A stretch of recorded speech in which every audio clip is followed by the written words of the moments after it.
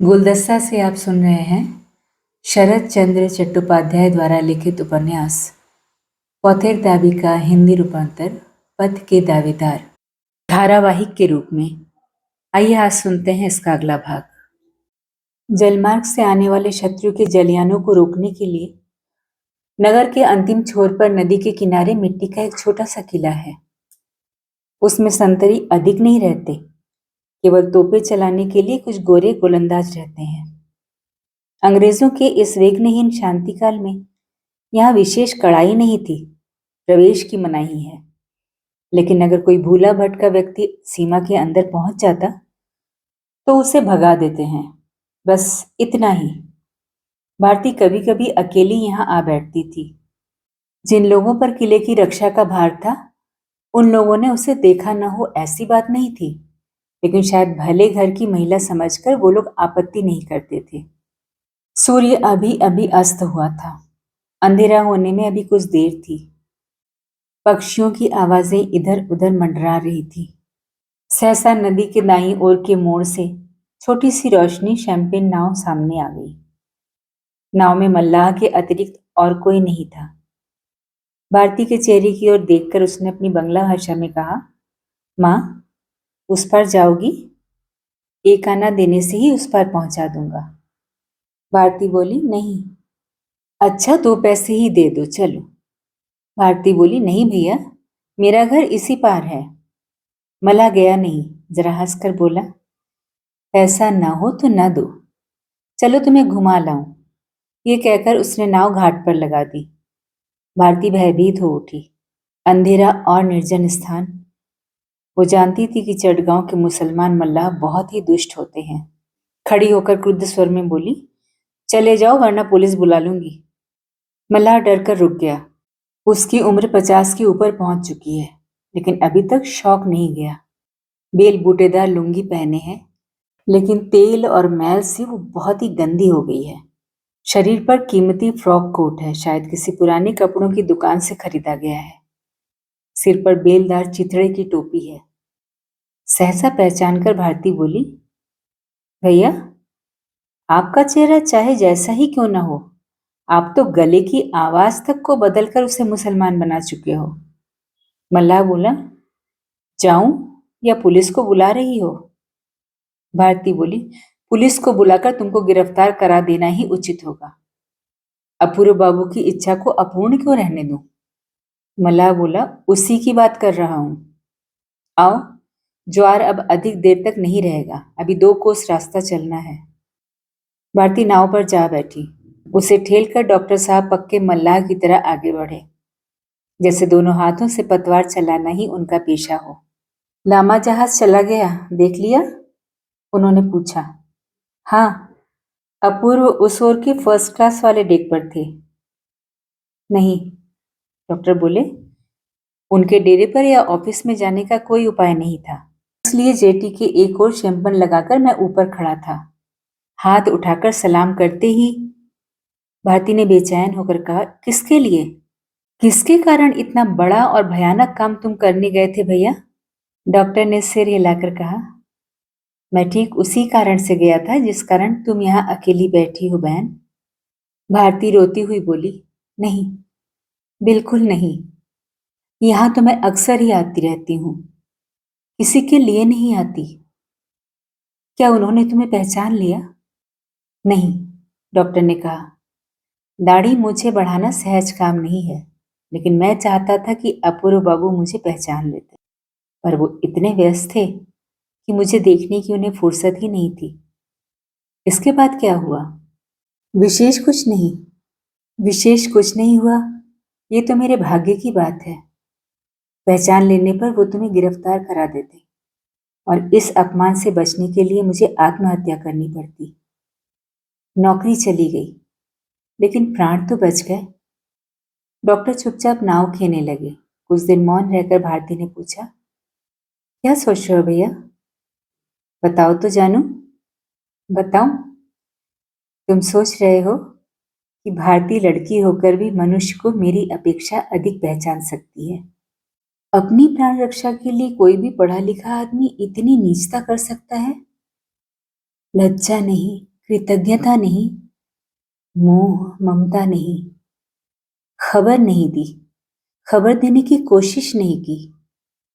भय के कारण जानवर की तरह भाग गए। मैं कल्पना भी नहीं कर सकता था, लेकिन भारती असंदिग्ध रूप से जान गई थी। यही सोच रहे हो ना भैया?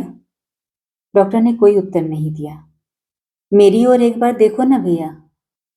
डॉक्टर ने ज्यों ही भारती की ओर देखा, उसके होंठ थर थर कांपने लगा। बोली, मनुष्य होकर मनुष्यता की कहीं भी कोई बात नहीं। ये ये कैसे हो सकता है भैया? ये कहकर उसने दोनों दांतों को भींचकर अपने होठों का कांपना रोक लिया, लेकिन आंखों की कोरों से आंसू बहने लगे। डॉक्टर ने न तो सहमति प्रकट की, न प्रतिवाद किया। सांत्वना तक की कोई बात उसके मुंह से नहीं निकली। केवल क्षण भर के लिए ऐसा लगा जैसे उसकी सुरमा लगी आंखों की दीप्ति कुछ फीकी पड़ गई हो। इरावती की ये छोटी शाखा कम गहरी और कम चौड़ी होने के कारण स्टीमर और बड़ी नावें नहीं चलती थी। नाव कहाँ जा रही है भारती को पता नहीं था। अचानक एक बहुत बड़े वृक्ष की ओट में, बेलों और वृक्षों से भरे नाले में एक नाव घुसने लगी, तो ये देखकर उसने चकित होकर पूछा, मुझे कहाँ ले जा रहे हो भैया? अपने डेरे पर। वहां और कौन रहता है? कोई नहीं।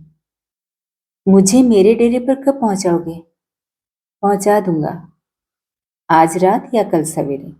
भारती बोली, नहीं भैया, ये नहीं हो सकता। मुझे जहां से लाए हो वहीं पहुंचा दो। लेकिन मुझे तुमसे बहुत सी बातें कहनी है भारती। भारती ने कोई उत्तर नहीं दिया। उसी तरह सिर हिलाकर आपत्ति प्रकट करती हुई बोली, नहीं, मुझे वापस पहुंचाओ। लेकिन क्यों? क्या तुम्हें मुझ पर विश्वास नहीं? भारती सिर झुकाए चुप बैठी रही। डॉक्टर ने कहा, तुमने इस प्रकार कितनी ही रातें अपूर्व के साथ बिताई हैं। क्या वो मुझसे बढ़कर विश्वास पात्र था तुम्हारा? भारती चुप रही। उसने हाँ ना कुछ नहीं कहा। नाले में जितना अंधेरा था, उतना ही वो तंग भी था। दोनों किनारों पर खड़े पेड़ों की डालियां बीच बीच में उनके शरीर पर आकर लगने लगी। डॉक्टर ने कहा, भारती, आज मैं तुम्हें ले जा रहा हूं, वहां से तुम्हारा उद्धार कर सके संसार में ऐसा कोई नहीं है। लेकिन मेरे मन की बात समझने में शायद अब कुछ शेष न रहा होगा। ये कहकर वो जोर से हंसने लगे। अंधेरे में उनके चेहरे को भारती न देख सकी, लेकिन उनकी हंसी ने जैसे उसे धिक्कारा। मुंह ऊपर उठाकर शंका रहित स्वर में बोली, तुम्हारे मन की बात समझ सकूं इतनी बुद्धि मुझ में नहीं है, लेकिन मैं तुम्हारे चरित्र से परिचित हूं। अकेली रहना मेरे लिए उचित नहीं है, इसीलिए कह रही हूं भैया, मुझे क्षमा करो। डॉक्टर ने कुछ देर चुप रहकर स्वाभाविक शांत स्वर में कहा, भारती, तुम्हें छोड़कर आने में मुझे कष्ट होता है। तुम मेरी बहन हो, मेरी माँ हो। यदि स्वयं ये विश्वास न होता तो मैं इस रास्ते से नहीं आता। लेकिन तुम्हारा मूल्य दे सके ऐसा मनुष्य मेरे अतिरिक्त संसार में और कोई नहीं है। इसके 100वें अंश का भी एक अंश अगर अपूर्व समझ जाता तो उसका जीवन सार्थक हो जाता। तुम संसार में लौट जाओ दीदी, हम लोगों के बीच अब मत रहो। केवल तुम्हारी बात कहने के लिए ही मैं अपूर्व से मिलने गया था। भारती चुप रही। आज एक बात तक न कहकर अपूर्व चला गया। नौकरी करने बर्मा आया था। थोड़े दिनों का ही तो परिचय था। वो ब्राह्मण का सदाचारी लड़का है। उसका देश है, समाज है, घर द्वार है, आत्मीय स्वजन है, और भी क्या क्या है। और भारती ईसाई की लड़की है। उसका देश नहीं, घर नहीं, माता पिता नहीं, अपना कहने के लिए कोई भी नहीं है। पास ही पेड़ पौधों के बीच हल्की सी रोशनी दिखाई देने लगी।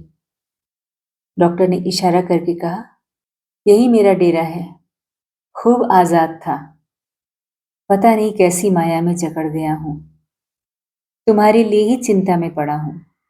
तुम्हें एक निरापद आश्रय मिल गया है। काश जाने से पहले इतना ही देख लेता। भारती आंसू पोंछकर बोली, मैं तो अच्छी हूं भैया। डॉक्टर ने एक लंबी सांस लेकर कहा, कहाँ अच्छी हो बहन? मेरे एक आदमी ने आकर बताया कि तुम घर में नहीं हो। सोचा तुम्हें जेटी पर पा सकूंगा। वहां जाने पर तुमसे भेंट ना हो सकी। अभागा तुम्हारा चैन लेकर ही नहीं भागा, तुम्हारा साहस भी छीन ले गया है। इस बात का पूरा अर्थ न समझकर भारती चुप ही रही। डॉक्टर ने कहा, उस दिन रात को निश्चिंत मन से मेरे लिए बिछौना छोड़कर तुम नीचे सो गई थी। तुमने हंसकर कहा था, भैया तुम क्या इंसान हो जो तुमसे डर लगेगा, तुम सो जाओ। लेकिन आज वो साहस नहीं रहा। अपूर्व निर्भय करने योग्य मनुष्य नहीं है, फिर भी वो पास ही था। इसलिए शायद ऐसी आशंका तुम्हारे मन में कल भी पैदा नहीं हुई। आश्चर्य तो ये है कि तुम जैसी लड़की की भय मुक्त स्वाधीनता को भी उस जैसा असमर्थ मनुष्य इतनी आसानी से तोड़कर जा सकता है।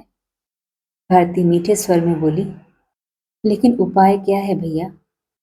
उपाय शायद ना हो, लेकिन बहन तुम्हारे चरित्र पर संदेह करने वाला आज कोई नहीं है। फिर अगर तुम्हारा ही मन रात दिन स्वयं पर संदेह करता रहे तो तुम जियोगी कैसे? इस तरह अपने हृदय का विश्लेषण करके देखने का समय भारती के पास नहीं था। उसकी श्रद्धा और आश्चर्य की सीमा न रही, लेकिन वो मौन ही रही। डॉक्टर बोले, मैं एक और लड़की को जानता हूँ। वो रूसी है, लेकिन उसकी बात जाने दो। कब तुम लोगों की भेंट होगी नहीं जानता, लेकिन लगता है एक दिन जरूर होगी। भगवान करे कि ना हो। तुम्हारे प्रेम की तुलना नहीं है, वहां से अपूर्व को कोई हटा नहीं सकेगा। लेकिन स्वयं को उसके ग्रहण करने योग्य बनाए रखने की आज से जो अत्यंत सतर्कता पूर्वक जीवन व्यापी साधना आरंभ होगी, उसकी प्रतिदिन से असम्मान की ग्लानि तुम्हारे मनुष्यत्व को एकदम छोटा बना देगी भारती। जहां ऐसे शुद्ध पवित्र हृदय का मूल्य नहीं, वहां मन को इस तरह बहलाना पड़ता है।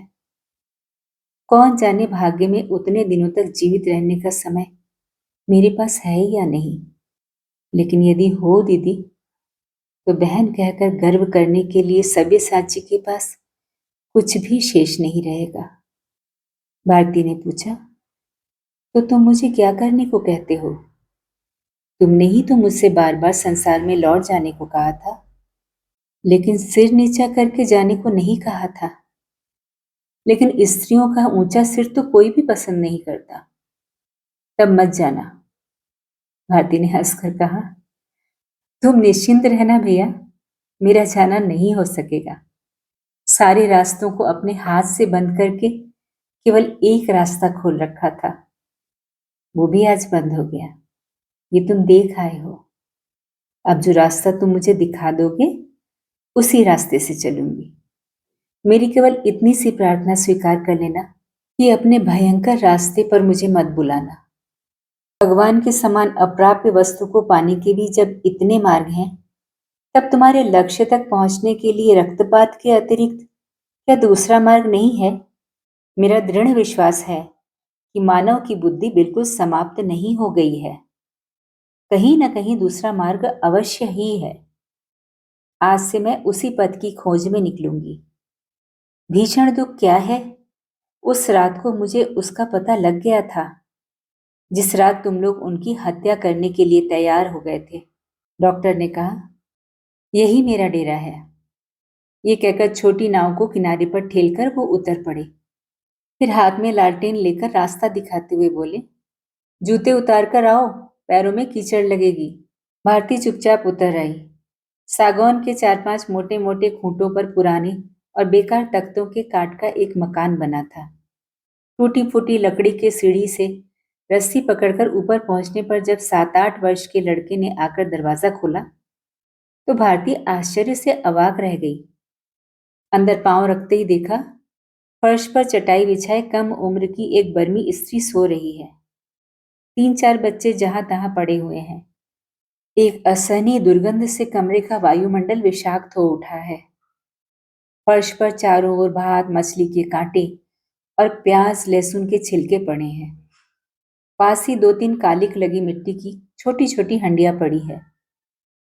डॉक्टर के पीछे पीछे भारती दूसरे कमरे में पहुंच गई। कहीं भी किसी सामान का झमेला नहीं। फर्श पर चटाई बिछी थी, एक और दरी लपेट कर रखी हुई थी। डॉक्टर ने दरी झाड़कर बिछाते हुए भारती को बैठने के लिए कहा। बर्मी स्त्री ने कुछ पूछा। डॉक्टर ने बर्मी भाषा में ही उसका उत्तर दिया। थोड़ी देर बाद ही वो लड़का एक तश्तरी में थोड़ा सा भात, प्याली में तरकारी और पत्ते पर थोड़ी सी झुलसी हुई मछली रखकर चला गया। अपनी लालटेन के प्रकाश में उन खाद्य वस्तुओं को देखते ही भारती की तबीयत मिचलाने लगी। डॉक्टर ने कहा, भूख तो शायद तुम्हें भी लगी होगी, लेकिन ये सब। भारती ने कहा, नहीं, अभी नहीं। ये ईसाई जात पात नहीं मानती, लेकिन जहां से जिस प्रकार ये चीजें लाई गई हैं, उस स्थान को वो आते समय ही देख आई थी। डॉक्टर बोले, लेकिन मुझे तो बड़ी भूख लगी है बहन, पहले पेट भर खा लो। ये कहकर हाथ धोकर बड़ी प्रसन्न मुद्रा में खाने बैठ गए। भारती उस ओर देख नहीं सकी। घृणा और छाती के भीतर की असीम रुलाई की वेदना से उसने मुंह फेर लिया, मानो सैकड़ों धाराओं में बहकर निकलने की इच्छा करने लगी। हाय रे देश, हाय रे स्वाधीनता की प्यास। संसार में इन लोगों ने अपना कहकर कुछ भी शेष नहीं रखा। ये घर, ये भोजन, ये घृणित संबंध, जंगली पशुओं जैसा जीवन। पल भर के लिए भारती को मृत्यु भी इससे अधिक अच्छी और सुखद दिखाई दी। मृत्यु को तो बहुतेरे सहन कर सकते हैं, लेकिन ये तो तन और मन को निरंतर सताते रहना, इच्छा अनुसार हर पल आत्महत्या की ओर ले जाना, इस सहिष्णुता की स्वर्ग या मृत्यु में क्या कहीं कोई तुलना है? पराधीनता की पीड़ा ने क्या इन लोगों के जीवन के सभी पीड़ा बोध को पूरी तरह धोकर साफ कर दिया है? कहीं कुछ भी शेष नहीं। उसे अपूर्व की याद आ गई। उसे अपनी नौकरी छूट जाने का शोक, मित्र मंडली में हाथ का काला दाग दिखाई देने की लज्जा। यही तो भारत माता की सहस्त्र कोटि संतानें हैं। खाते पहनते, परीक्षाएं पास करके नौकरी में सफलता पाकर, जिनका जन्म से मृत्यु तक का सारा जीवन अत्यंत निर्विघ्न रूप से एक सा बीतता जा रहा था। और एक है ये व्यक्ति जो अत्यंत निर्विकार मन से अत्यंत तृप्तिपूर्वक भात निगल रहा है। पल भर के लिए भारती को लगा कि हिमालय के हजारों प्रस्तर खंडों के तिल मात्र हिस्से से भी अधिक वो लोग नहीं हैं, और उन्हीं लोगों में से एक प्यार करके उसी के घर की गृहिणी बनने से वंचित होने के दुख से आज वो अपनी छाती फाड़ फाड़ कर मर रही है। सहसा वो दृढ़ता भरे स्वर में बोली, भैया, तुम्हारा चुना हुआ ये खून खराबी का मार्ग किसी भी तरह ठीक नहीं है। अतीत के भले ही कितने भी उदाहरण दो, जो अतीत है, जो बीत चुका है, वही चिरकाल तक भविष्य की छाती रौंद कर उसे नियंत्रित करता रहेगा। ये विघ्न मानव जीवन के लिए किसी भी तरह सत्य नहीं माना जा सकता। तुम्हारे मार्ग को नहीं, लेकिन तुम्हारा सब कुछ विसर्जित करने वाली देश सेवा को मैं आज अपने सिर पर उठा लेती हूँ। अपूर्व बाबू सुख से रहें, अब मैं उनके लिए शोक नहीं करूंगी। आज मैंने अपने जीवन का मंत्र अपनी आंखों से देख लिया है। डॉक्टर ने आश्चर्य से मुंह उठाकर भात खाते खाते अस्फुट स्वर में पूछा, क्या हुआ भारती? मुंह धोकर डॉक्टर बैठ गए। उसी बर्मी लड़के ने एक बहुत मोटा चुरुट पीते हुए कमरे में प्रवेश किया और कुछ देर नाक मुंह से धुआं निकालकर फिर वही चुरुट डॉक्टर के हाथ में देकर चला गया। डॉक्टर ने हंसते हुए कहा, इसी तरह मुफ्त पा लेने पर मैं संसार में किसी भी चीज को छोड़ना पसंद नहीं करता भारती। अपूर्व के चाचा जी ने जब रंगून में गिरफ्तार किया था, मेरी जेब से गांजे की चिलम निकल पड़ी थी। वो न होती तो शायद मुझे छुटकारा भी न मिलता, कहकर वो मुस्कुराने लगे। भारती ये बात सुन चुकी थी। बोली, 1000 बार छुटकारा ना मिलने पर भी तुम गांजा नहीं पीते, ये मैं जानती हूँ। लेकिन ये मकान किसका है? मेरा। और ये बर्मी स्त्री बच्चे? डॉक्टर हंसकर बोले, ये सब मेरे एक मुसलमान मित्र की संपत्ति है। मेरी ही तरह वो भी फांसी के मुजरिम हैं। इस समय कहीं बाहर गए हैं। परिचय न हो सकेगा। भारती बोली, परिचय के लिए मैं व्याकुल नहीं हूं, लेकिन जिस तरह तुमने इस स्वर्गपुरी में आकर आश्रय लिया है, इससे तो अच्छा था कि मुझे मेरे घर पहुंचा आते भैया। यहां तो मेरा दम घुटा जा रहा है।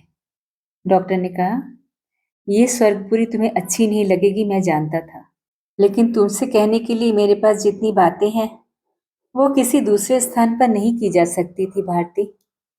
थोड़ा सा कष्ट आज तुम्हें सहना ही पड़ेगा। भारती बोली, क्या तुम किसी दूसरी जगह जा रहे हो? डॉक्टर बोले, हाँ, उत्तर और पूर्व के देशों में एक बार घूम आना होगा। लौटने में शायद 2 वर्ष लग जाएं, लेकिन आज की रात के बाद फिर तुमसे मिल सकूंगा ये भरोसा नहीं। डॉक्टर कुछ देर चुप रहे। भारती ने समझ लिया कि इसमें कोई परिवर्तन नहीं हो सकता। इस रात की समाप्ति के साथ ही वो इस संसार में अकेली रह जाएगी।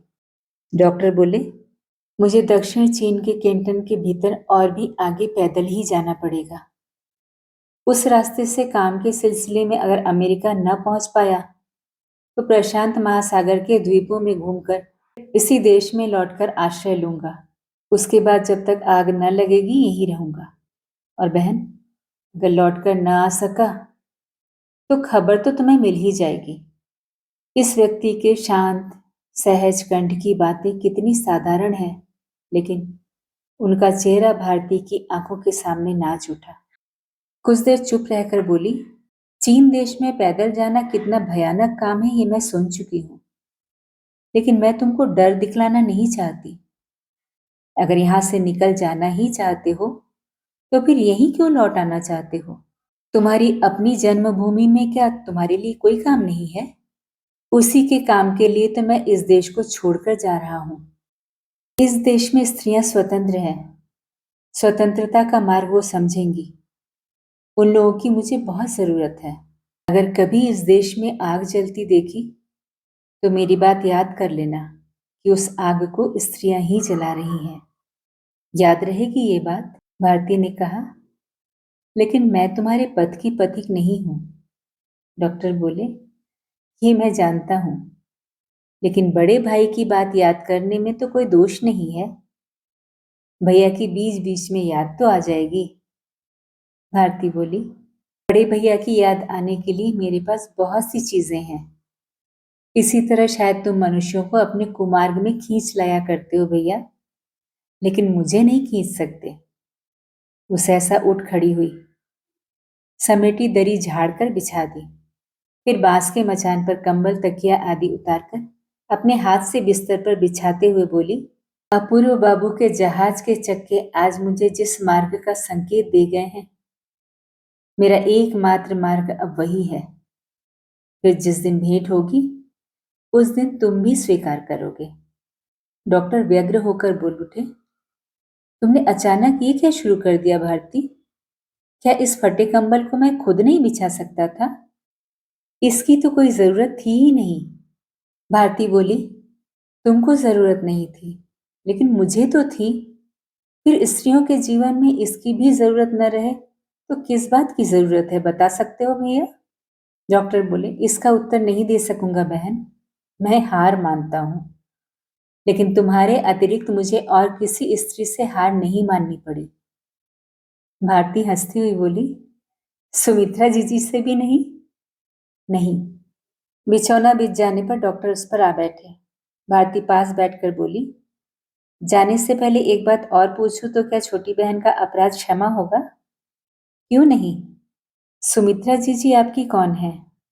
कुछ देर चुप रहने के बाद डॉक्टर ने मुस्कुराते हुए कहा, वो मेरी क्या है, इसका उत्तर जब तक स्वयं न दे तब तक जान लेने का कोई उपाय नहीं है। मैं तो जिस दिन उसे पहचानता भी नहीं था उस दिन मैंने स्वयं अपनी पत्नी कहकर उसका परिचय दिया था। मैंने ही उसका नाम सुमित्रा रखा था। मैंने सुना है कि उसकी माँ यहूदी थी, लेकिन पिता थे बंगाली ब्राह्मण। पहले वो एक सर्कस पार्टी के साथ जावा गए थे, फिर सरवाया रेल के स्टेशन पर नौकरी करने लगे।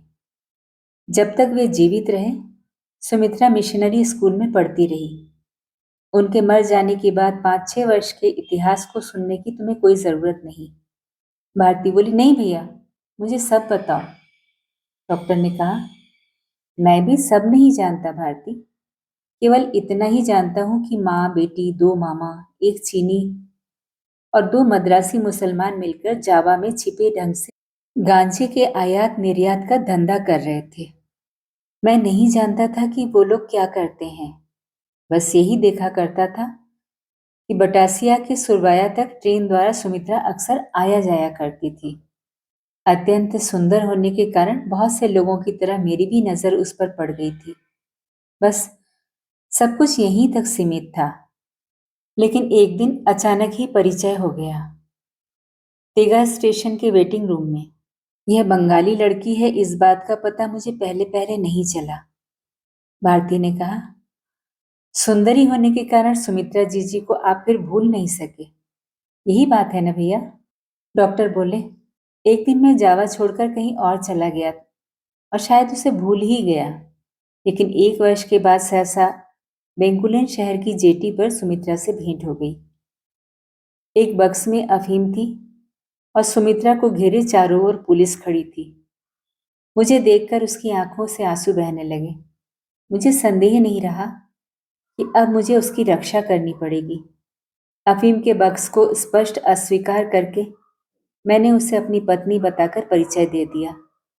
उसने ये नहीं सोचा था, इसलिए वो चौंक पड़ी। घटना सुमात्रा में हुई थी, इसलिए मैंने उसका नाम सुमित्रा रख दिया।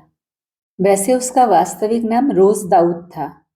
उन दिनों बेंकुलिन के मामलों मुकदमों की सुनवाई पादांग शहर में होती थी। वहां मेरे घनिष्ठ मित्र थे पाल क्रूगर। उन्हीं के पास सुमित्रा को ले गया। मुकदमा चला। मजिस्ट्रेट ने सुमित्रा को रिहा कर दिया, लेकिन सुमित्रा ने मुझे रिहाई नहीं दी। भारती हंसकर बोली, रिहाई अब मिलेगी भी नहीं भैया। डॉक्टर ने कहा। धीरे धीरे उसके दल के लोग समाचार पाकर ताक झांक करने लगे। मैंने देखा मेरे मित्र पाल क्रूगर भी उसके सौंदर्य पर लट्टू हो गए हैं। एक दिन उन्हीं के पास छोड़कर मैं चुपचाप खिसक गया। भारती बोली, उन लोगों के बीच अकेली छोड़कर? तुम बहुत निर्दयी हो भैया। डॉक्टर बोले, हाँ, अपूर्व की तरह। फिर 1 वर्ष बीत गया। उन दिनों मैं सोलिवस द्वीप के मैकासर नगर के छोटे से अप्रसिद्ध होटल में रह रहा था। एक दिन शाम को कमरे में घुसते ही देखा सुमित्रा बैठी है, हिंदू स्त्रियों की तरह टसर की साड़ी पहने। उसने एक हिंदू स्त्री की तरह झुककर प्रणाम किया और उठकर बोली, मैं सब छोड़कर चली आई हूं। संपूर्ण अतीत को धो पोंछ कर फेंक आई हूं। मुझे अपने काम में शामिल कर लो। मुझसे बढ़कर विश्वसनीय साथी दूसरी नहीं मिलेगी। भारती बोली, उसके बाद? डॉक्टर ने कहा, बाद की घटना बस इतना ही कह सकता हूं कि सुमित्रा के विरुद्ध शिकायत करने का मुझे आज तक कोई कारण नहीं मिला। जो 21 वर्षों के सभी संस्कारों को धो पोंछ कर साफ करके आ सकती है, उसके प्रति मेरे मन में श्रद्धा है, लेकिन वो है बड़ी निष्ठुर। भारती की इच्छा हुई कि पूछे, वो निष्ठुर हो सकती है, लेकिन तुम उसको कितना प्यार करते हो? लेकिन लाज के कारण पूछ न सकी। फिर उस रहस्यपूर्ण युवती के हृदय के गोपनीय इतिहास का आज उसे पता लग गया। उसका ममताहीन, मौन, रहस्यपूर्ण इतिहास किसी का भी अर्थ समझना उसके लिए शेष नहीं रहा। सहसा डॉक्टर के मुंह से असावधानी से एक लंबी सांस निकल गई। पल भर के लिए वो लज्जा से व्याकुल हो उठे, लेकिन उसी एक पल के लिए दूसरे ही पल उनका शांत और सहज हास्यपूर्ण स्वर लौट आया। बोले, उसके बाद सुमित्रा को साथ लेकर मुझे केंटन चला आना पड़ा। भारती हंसी छिपाकर बोली, न आते भैया। तुम्हें सिर की शपथ किसने दी थी, बताओ? हम लोगों में से तो किसी ने दी नहीं थी। सिर की शपथ किसी ने नहीं दी ऐसी बात नहीं है, लेकिन मैंने सोचा था कि वो बात किसी को भी मालूम ना हो सकेगी। लेकिन तुम में एक दोष ये है कि अंत तक न सुनने से तुम्हारी जिज्ञासा शांत नहीं होती। और न सुनाने से तुम बहुत सी ऐसी बातों का अनुमान करती रहोगी। इसीलिए सुना देना ही अच्छा है। मैं भी यही कह रही हूँ भैया। डॉक्टर बोले, बात यह है कि सुमित्रा ने मेरे ही होटल की दूसरी मंजिल पर एक कमरा किराए पर ले लिया। मैंने बहुत मना किया, लेकिन वो नहीं मानी। तब मैंने कहा, ऐसी हालत में मुझे यहाँ से चला जाना होगा। ये सुनकर उसकी आंखों से आंसू बहने लगे। बोली, आप मुझे आश्रय दीजिए। दूसरे ही दिन मामला समझ में आ गया। दाऊद का गैंग वहां दिखाई पड़ा। उस गैंग में लगभग 10 आदमी थे। उनमें से एक आधा अरब और आधा निग्रो था, छोटे मोटे हाथी की तरह। वो अनायास ही दावा कर बैठा कि सुमित्रा उसकी पत्नी है। भारती बोली, और तुम्हारे ही सामने? उन दोनों में शायद खूब झगड़ा हुआ? डॉक्टर बोले, हाँ। सुमित्रा ने अस्वीकार करते हुए कहा, सब झूठ है, एक षड्यंत्र है। असल में वो लोग उसे चोरी की अफीम बेचने के काम में वापस ले जाना चाहते थे। प्रशांत महासागर के सभी द्वीपों में उनके अड्डे हैं। गैंग काफी बड़ा है जिसमें बदमाश लोग शामिल हैं। कोई भी ऐसा काम नहीं है जिसे ये लोग न कर सकते हों। मैं जान गया कि ये समस्या आसानी से नहीं सुलझेगी, लेकिन विलंब उन्हें सह्य नहीं था। वो तत्काल निर्णय करके सुमित्रा को खींच ले जाना चाहते थे। रोका, पुलिस बुलाकर गिरफ्तार कराने का डर दिखाया, तब वो लोग गए। लेकिन धमकी देते गए कि उन लोगों के हाथ से आज तक कोई नहीं बचा। उसके बाद डॉक्टर ने कहा, रात को सावधान रहा। मैं जानता था कि वो लोग दल बल के साथ लौटकर आक्रमण करेंगे। भारती ने पूछा, भाग क्यों नहीं गए? पुलिस को खबर क्यों नहीं दी? डच सरकार के पास क्या पुलिस नहीं है? डॉक्टर ने कहा, थाना पुलिस में जाना मेरे लिए निरापद नहीं था, लेकिन वो रात शांतिपूर्वक बीत गई। वहां समुद्र के किनारे किनारे चलने वाली व्यापारिक नावें मिलती हैं। अगले दिन एक नाव ठीक कर आया, लेकिन सुमित्रा को बुखार आ गया। वो उठ न सकी। काफी रात बीते दरवाजा खुलने की आवाज से नींद टूट गई। खिड़की से झांक कर देखा, दरवाजा होटल वाला ने खोला है और 10 आदमी होटल में घुस रहे हैं। वो चाहते थे कि मेरे कमरे के दरवाजे को बाहर से बंद कर दें और बगल की सीढ़ी से ऊपर सुमित्रा के कमरे में चले जाएं। भारती सांस रोककर बोली, उसके बाद? डॉक्टर बोले, मैंने दरवाजा खोलकर ऊपर जाने की सीढ़ी रोक ली। भारती का चेहरा पीला पड़ गया। बोली, उसके बाद? डॉक्टर ने कहा, उसके बाद की घटना अंधेरे में घटी, इसलिए ठीक ठीक नहीं बता सकूंगा, लेकिन अपनी बात मुझे मालूम है। एक गोली मेरे बाएं कंधे में लगी, दूसरी घुटनों के बीच। सवेरा होते ही पुलिस आ गई। पहरा लग गया। गाड़ी आई और पुलिस 6-7 आदमियों को उठा ले गई। होटल वालों ने गवाही दी कि डाकुओं ने धावा बोला था। अंग्रेजी राज्य होता तो मामला कितनी दूर पहुंचता और क्या होता नहीं कहा जा सकता, लेकिन सेलिवरू के कानून कायदे दूसरे ही हैं। मरे हुए लोगों की जब शिनाख्त नहीं हुई तो शायद उन्हें कहीं गाड़ गुड़ दिया। तुम्हारे हाथ से क्या इतने आदमी मारे गए? मैं तो नाम मात्र था, वो तो अपने ही हाथों मारे गए समझो। भारती चुप बैठी रही। डॉक्टर बोले, उसके बाद कुछ दूर नाव से, कुछ दूर घोड़ा गाड़ी से और कुछ दूर स्टीमर से हम लोग मेकड़ा शहर में पहुंच गए। वहां से नाम धाम बदलकर एक चीनी जहाज में केंटन चले गए। आगे शायद तुम्हें सुनने की इच्छा नहीं है। तुम्हें केवल यही लग रहा है कि भैया के हाथों में भी मनुष्य का खून लगा हुआ है। भारती ने कहा, मुझे डेरे पर पहुंचा दीजिए भैया। इसी समय जाओगी? हाँ, मुझे पहुंचाओ। चलो।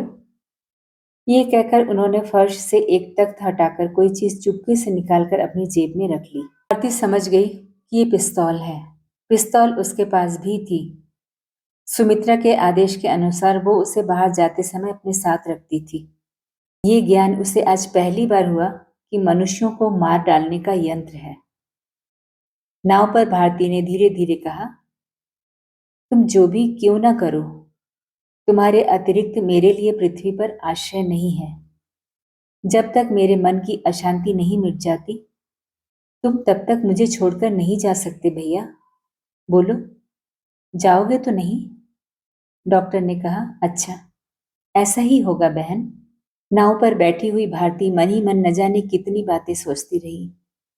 उसके मन पर सबसे जबरदस्त धक्का लगाया सुमित्रा के इतिहास ने, उसके प्रथम यौवन की दुर्भाग्यपूर्ण अनोखी कहानी ने। सुमित्रा को मित्र समझने का दुस्साहस कोई भी स्त्री नहीं कर सकती। भारती उसे प्यार नहीं कर सकी है, लेकिन सब बातों में उसकी असामान्य श्रेष्ठता के कारण उसने अपने हृदय की भक्ति उसे अर्पित की थी। लेकिन उस दिन अपूर्व का अपराध कितना भी भयंकर क्यों न हो, नारी होकर एकदम सहज भाव से उसकी हत्या करने का आदेश देने के कारण उसकी वो भक्ति भीषण भय में परिवर्तित हो गई। भारती अपूर्व को कितना प्यार करती है, ये बात सुमित्रा से छिपी नहीं थी। प्रेम क्या है, ये बात भी उससे छिपी नहीं है। फिर भी एक नारी के प्रेमी को प्राणदंड देने में नारी होकर भी उसे रत्ती भर हिचक नहीं हुई। वेदना की आग से छाती के भीतर जब इस प्रकार की ज्वाला भग भग जलने लगती, तब वो अपने को ये कहकर समझा लेती कि कर्तव्य के प्रति इस तरह निर्मम निष्ठा न होने पर पथ के दावेदारों की अध्यक्षा कौन बनती। नाव के घाट पर पहुंचते ही एक आदमी पेड़ की आड़ से निकलकर सामने आ खड़ा हुआ। उसे देखते ही भारती के पांव भय से कांप उठे। डॉक्टर ने बड़ी नरमी से कहा, ये तो अपना हीरा सिंह है, तुमको पहुंचा देने के लिए खड़ा है। क्यों हीरा सिंह जी, सब ठीक है ना? हीरा सिंह ने कहा, सब ठीक है। क्या मैं भी चल सकता हूं? हीरा सिंह बोला, आपके जाने से क्या कोई रुकावट डाल सकता है? समझ में आ गया कि पुलिस वाले भारती के मकान पर निगाह रख रहे हैं। डॉक्टर का जाना निरापद नहीं है। भारती चुपके से बोली, मैं नहीं जाऊंगी भैया। लेकिन तुम्हें भागकर छिपने की जरूरत नहीं भारती। जरूरत पड़ने पर भाग सकूंगी, लेकिन इनके साथ नहीं जाऊंगी। डॉक्टर इस आपत्ति का कारण समझ गए। अपूर्व के मामले के विचार के दिन हीरा सिंह ही उसे धोखे से ले आया था। कुछ सोचकर बोले, तुम तो जानती हो भारती, कितना खराब है मोहल्ला। इतनी रात गए तुम्हारा अकेले जाना ठीक नहीं है। और मैं, व्याकुल स्वर में भारती बोली, नहीं भैया, तुम मुझे पहुंचा दो, मैं पागल नहीं हूं जो। हाथ छोड़कर भारती को नाव से उतरते न देखकर डॉक्टर ने स्नेहिल स्वर में कहा, वहां तुम्हें वापस ले जाते हुए मुझे भी लज्जा मालूम होती है। क्या दूसरी जगह चलोगी जहां हमारे कवि जी रहते हैं? वो नदी के उस पार रहते हैं। भारती ने पूछा, कौन कवि भैया? हमारे उस्ताद जी, तबला बजाने वाले। भारती ने प्रसन्न होकर कहा, वो क्या घर पर मिलेंगे? अगर अधिक शराब पी गए होंगे तो कहीं बेहोश पड़े होंगे। डॉक्टर बोले, इसमें आश्चर्य नहीं, लेकिन मेरी आवाज सुनते ही उनका नशा हिरन हो जाता है। नवतारा उनके पास ही रहती है, संभव है तुम्हें कुछ खिलवा भी सकूं। भारती बोली, इस ढलती रात में मुझे खिलाने की चेष्टा मत करो, चलो वहां चलें, सवेरा होते ही लौट आएंगे। डॉक्टर नाव चलाने लगे तो हीरा सिंह अंधेरे में गुम हो गया। भारती ने आश्चर्य से पूछा, भैया, क्या पुलिस इस आदमी पर संदेह नहीं करती? डॉक्टर बोले, नहीं, ये तार घर का चपरासी है। लोगों के जरूरी तार उनके घर पहुंचाया करता है, इसलिए दिन हो या रात किसी भी समय उसका आना जाना संदेहजनक नहीं होता। ज्वार अभी अभी शुरू हुआ है। धीरे धीरे बड़ी सावधानी से लग्गी ठेलते हुए नाव ले जाने के परिश्रम का अनुमान करके भारती ने जल्दी से कहा, वहां जाने की जरूरत नहीं, चलिए आपके घर लौट चलें। ज्वार के खिंचाव में आधा घंटा भी नहीं लगेगा। डॉक्टर ने कहा, केवल इसी काम से नहीं भारती, एक और विशेष काम से उससे मिलना चाहता हूं। भारती व्यंग भरी हंसी के साथ बोली, उनसे किसी आदमी को कोई काम हो सकता है, इस पर मुझे विश्वास नहीं होता। डॉक्टर कहने लगे, तुम उसे नहीं जानती भारती। उस जैसा सच्चा गुणवान आदमी तुम्हें कहीं नहीं मिल सकता। अपने टूटे बहले की ही पूंजी के बल पर कोई ऐसा स्थान नहीं जहां वो न पहुंचा हो। इसके अतिरिक्त वो बहुत बड़ा विद्वान है। किस पुस्तक में कहाँ क्या लिखा है बताने वाला मेरे परिचितों में उस जैसा दूसरा कोई भी नहीं है। उसे मैं वास्तव में प्यार करता हूँ। भारती मन ही मन अप्रतिभ होकर बोली, तब तुम उसकी शराब पीने की आदत छुड़ाने की कोशिश क्यों नहीं करते? डॉक्टर ने कहा, मैं किसी से कुछ छुड़वाने की कोशिश नहीं करता भारती। वो कवि हैं। उन लोगों की जाति ही अलग होती है। उनके भले बुरे काम हम लोगों से मेल नहीं खाते, लेकिन इस कारण संसार के भले बुरे कामों के लिए बने कानून उन्हें क्षमा नहीं करते। उनके गुणों का तो सभी लोग मिलकर उपभोग करते हैं, लेकिन अपने दोषों के लिए वो अकेले ही दंड भोगते हैं। इसलिए कभी कभी जब वो बेचारा बहुत कष्ट पाता है, जब ऐसा व्यक्ति जो उसके दुख का मन ही मन सहयोगी होता है, वो मैं हूं। भारती बोली, तुम सभी के लिए दुख अनुभव करते हो भैया। तुम्हारा मन तो स्त्रियों के मन से भी कोमल है, लेकिन अपने उस गुणवान पर विश्वास कैसे करते हो? शराब के नशे में वो सब कुछ प्रकट भी तो कर सकते हैं।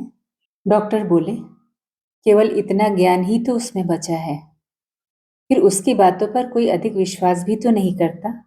भारती ने पूछा, उनका नाम क्या है भैया? डॉक्टर ने कहा, अतुल, सुरेन, धीरेन, जब जो नाम मन में आ जाए। वास्तविक नाम है शशिपद भौमिक। शायद वो नवतारा के कहने पर चलते हैं। ये कहकर डॉक्टर ने नाव घुमा दी।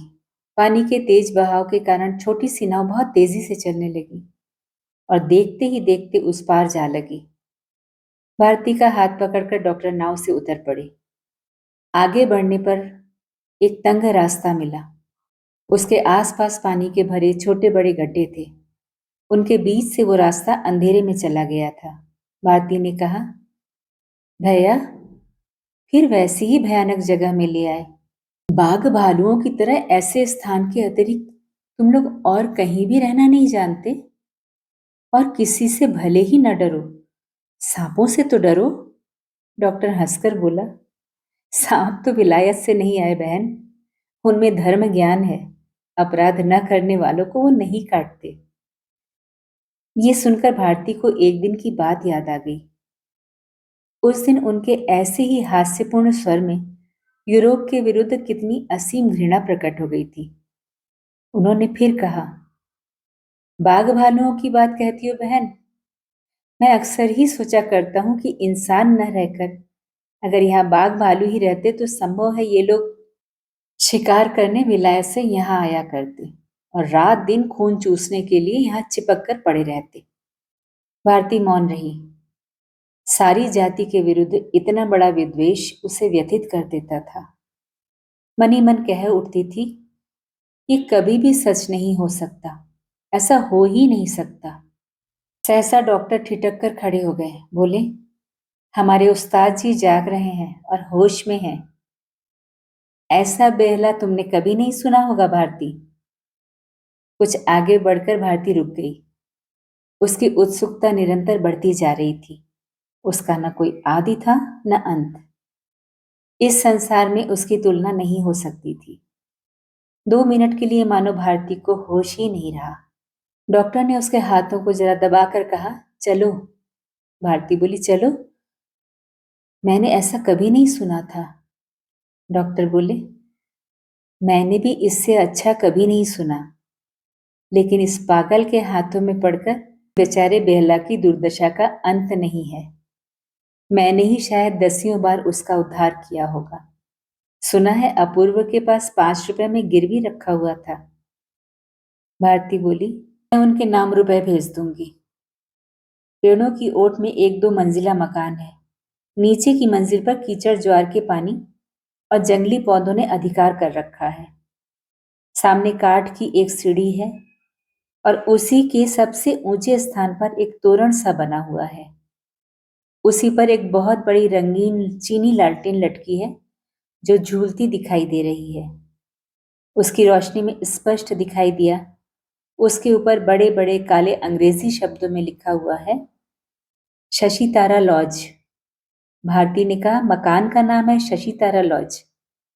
लॉज तो समझ गई, लेकिन शशि तारा का क्या अर्थ है? डॉक्टर मुस्कुराकर बोले, शायद शशिपद का शशि और नवतारा का तारा मिलकर शशि तारा बन गया है। भारती बोली, ये अन्याय है। अन्याय को तुम प्रश्रय क्यों देते हो? डॉक्टर हंसकर बोले, तुम क्या अपने भैया को सबसे शक्तिमान समझती हो? कोई अपने लॉज का नाम शशि तारा रखे या कोई पैलेस का नाम अपूर्व भारती रखे, मैं कैसे रोक सकता हूं? भारती क्रोधित होकर बोली, नहीं भैया, इन सब गंदे कामों के लिए उन्हें मना कर दो, वरना मैं उनके घर नहीं जाऊंगी। डॉक्टर बोले, सुना है दोनों का विवाह होने वाला है। भाग्य प्रसन्न हो तो मरने में कितनी देर लगती है बहन? सुना है 15 दिन हुए वो मर गया। दुखी होते हुए भी भारती हंस पड़ी। शायद ये खबर झूठी है। अगर सच भी है, कम से कम 1 वर्ष तक तो उन्हें रुकना ही चाहिए, नहीं तो ये काम बहुत ही अशोभनीय होगा। डॉक्टर बोले, अच्छी बात है, कहकर देखूंगा। लेकिन रुकने से अशोभनीय दिखाई देगा या न रुकने से, ये सोचने की बात है। इस संकेत से भारती लज्जित होकर चुप हो गई। सीढ़ी पर चढ़ते हुए डॉक्टर बोले, इस पागल के लिए ही मुझे कष्ट होता है।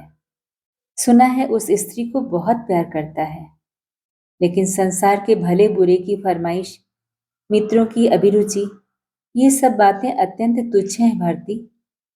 मैं तो केवल इतनी ही कामना करता हूं कि उसके प्रेम में यदि सच्चाई हो तो ये सच्चाई ही उसका उद्धार करे। भारती ने चौंक कर पूछा, संसार में क्या ऐसा भी होता है भैया? तभी वो दोनों बंद दरवाजे के सामने पहुंचकर रुक गए। बेला बजना बंद हो गया।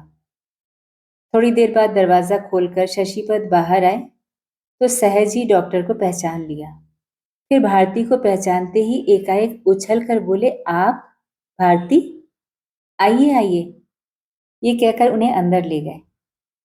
उनके आनंद से चमकते चेहरे की कपट रहित अभ्यर्थना से, उनके अकृत्रिम उत्साह भरे स्वागत से भारती का सारा क्रोध हवा हो गया। शशि ने बिस्तर के किसी कोने से एक बड़ा सा लिफाफा निकालकर भारती के हाथ में देकर कहा, खोलकर पढ़िए, परसों 10,000 रुपए का ड्राफ्ट आ रहा है। Not a pi less. मैं कहा करता था ना, मैं जुआरी हूं, झूठा हूं, शराबी हूं। कैसे हो गया ये? 10,000, नॉट अ पाई लेस। इस 10,000 रुपए के ड्राफ्ट के संबंध में एक पुराना इतिहास है जिसे यहाँ बता देना जरूरी है। कोई इस पर विश्वास नहीं करता था, सब मजाक ही उड़ाते रहते थे। उस्ताद जी का मूलधन यही था। इसी का उल्लेख करके एकदम संकोचहीन होकर वो लोगों से रुपया उधार मांगा करता था और जल्दी ही ब्याज मूलधन पूरा चुका देने की सौगंध भी खा लेता था। 5-7 वर्ष पहले उसके धनवान नाना की जब मृत्यु हुई तो उसे अपने ममेरे भाइयों के साथ संपत्ति का एक हिस्सा मिला था। उसे बेचने की बात 1 महीने पहले हो गई थी। कलकत्ते के एक अटॉर्नी ने लिखा था कि रुपए 2-1 दिन में मिल जाएंगे। पत्र समाप्त करके डॉक्टर ने पूछा, 20,000 रुपए की बात चली थी ना शशि? शशि बोले, 10,000 ही क्या कम है, मेरे ममेरे भाई हैं, संपत्ति तो अपने ही घर में ही रही। डॉक्टर ने भारती से कहा, इसी तरह का एक पागल ममेरा भाई हम लोगों का भी कोई होता? कहकर हंसने लगे। शशि को प्रसन्नता नहीं हुई। प्राणपण से यही सिद्ध करने लगा कि संपत्ति को बेचे बिना ही इतना रुपया मिल गया, इसलिए कि उसके भाई के समान आदर्श पुरुष संसार में कोई नहीं है। भारती मुस्कुरा कर बोली, ठीक है शशि बाबू, तुम्हारे उन भैया को देखे बिना ही उनके देवतुल्य चरित्र को मैंने स्वीकार कर लिया। शशि बोले, लेकिन कल मुझे और 10 रुपए देने होंगे। तब उस दिन के 10, कल के 10 और अपूर्व बाबू के 8.5। कुल मिलाकर 30 रुपए परसों तरसों चुका दूंगा, देने ही पड़ेंगे। भारती हंसने लगी। शशि कहने लगा, ड्राफ्ट आते ही बैंक में जमा कर दूंगा। जुआरी, शराबी, स्पेथिस्ट, जो भी जी में आता रहा लोग कहते रहे हैं, लेकिन इस बार दिखा दूंगा। केवल ब्याज से ही गृहस्थी का खर्च चलाऊंगा, उसमें भी बच जाएगा। डाकघर में अकाउंट खोलना पड़ेगा, घर में रखना ठीक नहीं। 5-6 साल में ही एक मकान खरीद लूंगा। खरीदना तो पड़ेगा ही, गृहस्थी गर्दन पर आ पड़ी है। डॉक्टर भारती के मुंह की ओर ताकते हुए हंसने लगे, लेकिन वो गंभीर मुंह किए दूसरी ओर देखती रही। शशि ने कहा, मैंने शराब छोड़ दी है, शायद आपने सुना हो। डॉक्टर बोले, नहीं, एकदम। नवतारा ने प्रतिज्ञा करा ली। डॉक्टर बोले, शशि, जान पड़ता है अब शीघ्र यहां से हिल नहीं सकोगे। शशि बोले, ये बात कैसे हो सकती है? अब मैं आप लोगों के साथ संबंध न रख पाऊंगा। लाइफ को अब रिस्क में नहीं डाला जा सकता। डॉक्टर ने भारती की ओर मुड़कर मुस्कुराते हुए कहा, हमारे उस्ताद जी में और चाहे जो भी दोष हो, लेकिन आंखों का लिहाज इनमें है। ऐसा अपवाद तो बड़े से बड़ा शत्रु भी नहीं लगा सकता। यदि सीख सको तो ये विद्या तुम इनसे सीख लो। प्रत्युत्तर में शशि का पक्ष लेकर भारती ने बहुत ही भली लड़की की तरह कहा, लेकिन झूठी आशा देने की अपेक्षा स्पष्ट कह देना ही अच्छा है। ये बात मुझसे नहीं होती। अगर शशि बाबू से मैं ये विद्या सीख पाती तो आज मुझे छुट्टी मिल जाती भैया। उसके कंठ स्वर का अंतिम अंश भारी सा हो गया। शशि ने ध्यान नहीं दिया। ध्यान देने पर उसका तात्पर्य शायद समझ भी नहीं पाता, लेकिन इसमें निहित अर्थ जिसे समझना चाहिए था, उसे समझने में देर नहीं लगी। 2 मिनट सभी मौन रहे। डॉक्टर ने बात शुरू की। बोले, शशि, 2 दिन के भीतर ही मैं जा रहा हूं, पैदल के रास्ते से। पैसिफिक के सारे आइलैंड एक बार फिर घुमाऊं। कब लौटूंगा नहीं जानता। लौटूंगा भी या नहीं, ये कौन जानता है। लेकिन यदि कभी लौटूं शशि, तो तुम्हारे घर में शायद मुझे स्थान नहीं मिलेगा। शशि पल भर उनके मुंह की ओर टकटकी लगाकर देखता रहा, फिर बोला।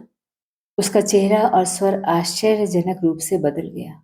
गर्दन हिलाकर बोला, मेरे घर पर आपको सदा स्थान मिलता रहेगा। डॉक्टर ने कहा, ये क्या कहते हो शशि? मुझे स्थान देने से बड़ी विपत्ति मनुष्य के लिए और क्या हो सकती है? शशि ने कहा, ये तो मैं जानता हूं कि मुझे जेल की सजा मिलेगी। मिलने दो। कहकर वह चुप हो गया। फिर पल भर बाद भारती को संबोधित करके धीरे धीरे कहने लगा, मेरा ऐसा मित्र और कोई नहीं है। सन 1911 में जापान के टोक्यो शहर में बम गिरने के कारण जब कोटकू के समूचे गिरोह को फांसी की सजा मिली थी, तब डॉक्टर उनके अखबार के उप संपादक थे। मकान के सामने के हिस्से को पुलिस ने घेर लिया था। मैं रोने लगा तो इन्होंने कहा, डरने से काम नहीं चलेगा शशि, हम लोगों को भाग जाना चाहिए। पीछे की खिड़की से रस्सी लटकाकर इन्होंने मुझे उतार दिया, फिर स्वयं उतर गए। ओह, याद है आपको डॉक्टर साहब? ये कहकर वो अतीत की यादों से रोमांचित हो उठा। डॉक्टर ने हंसकर कहा, याद तो जरूर है। शशि ने कहा, याद रहने की बात ही है। आप सहायता न करते तो उस दिन हम लोगों की जीवन लीला समाप्त हो जाती। शंघाई बोर्ड में फिर कदम न रखना पड़ता। वहां जैसे नाटे लुच्चे बदमाश भारत में कहीं भी नहीं मिलेंगे। मैं तो आप लोगों के बमबाज दस्ते में शामिल नहीं था, बस डेरे पर रहता था, बेहला सिखाया करता था। लेकिन इस बात को क्या कोई सुनने वाला था? शैतानों के न तो कानून होते हैं न अदालत। पकड़ पाते तो मुझे जरूर जेहब में डालते। आज जो ये सब बातें कह रहा हूं, केवल आपकी उसी कृपा से।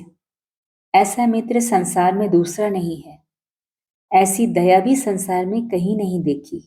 भारती की आंखों में आंसू भर आए। बोली, अपनी पूरी कहानी किसी दिन हम लोगों को सुना दो ना भैया। भगवान ने तुमको इतनी बुद्धि दी थी, तो क्या केवल इस अमूल्य प्राण का मूल्य समझने की बुद्धि देना ही भूल गए? जापानियों के देश में ही अब फिर जाना चाहते हो? शशि ने कहा, मैं ठीक यही बात कहता हूँ भारती। कहता हूँ इतनी बड़ी स्वार्थी, लोभी और नीच जाति से कुछ आशा मत करो। वो लोग किसी भी दिन आपकी कोई सहायता नहीं कर सकते। ने हंसते हुए कहा, कमर में रस्सी बांधने की घटना भी शशि भूल नहीं सका। न इस जीवन में वो जापानियों को ही क्षमा कर सका। लेकिन इतना ही उनका सब कुछ नहीं है भारती। इतनी आश्चर्यजनक जाति भी संसार में कोई और नहीं है। केवल आज की बात नहीं है, प्रथम दृष्टि में ही जिस जाति ने ये कानून बना दिया कि जब तक सूर्य चंद्र रहेंगे उस राज्य में ईसाइयों का प्रवेश नहीं होगा, और अगर प्रवेश करें तो उन्हें कठोर दंड दिया जाए। ऐसी जाति भले ही कुछ भी क्यों न करे, हमारे लिए अभिनंदनीय है। कहने वाले की दोनों आंखें पल भर में प्रदीप्त दीपशिखा की भांति दमक उठी।